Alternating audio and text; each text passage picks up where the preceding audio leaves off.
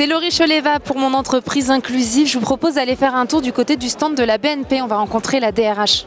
Donc BNP Paribas, c'est un groupe bancaire assez diversifié. C'est 180 000 collaborateurs dans 63 pays. Et en France, on a à peu près 60 000 collaborateurs. Avant de parler de vos actions inclusives, je vais vous demander de tirer une carte.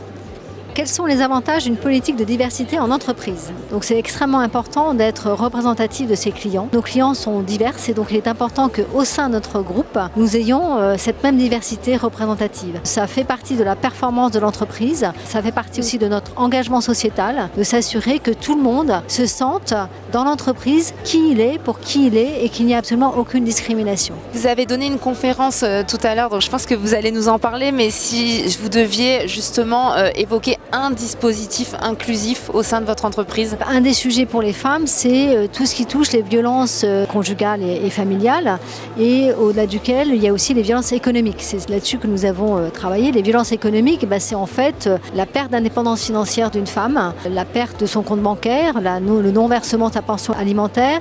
Et c'est un système insidieux qui très souvent commence de façon un peu non sue et qui finit par des violences plus physiques.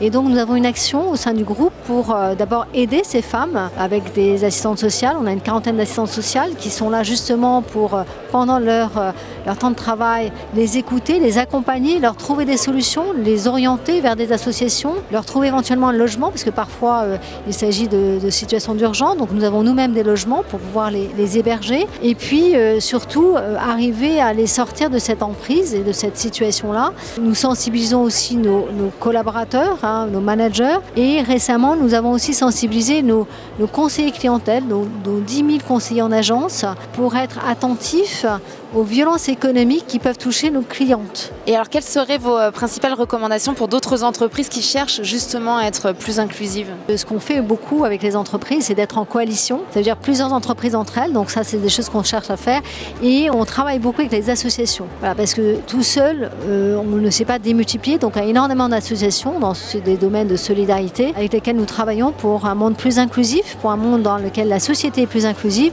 et dans lequel notre entreprise et les autres entreprises seront également plus inclusives. Merci beaucoup.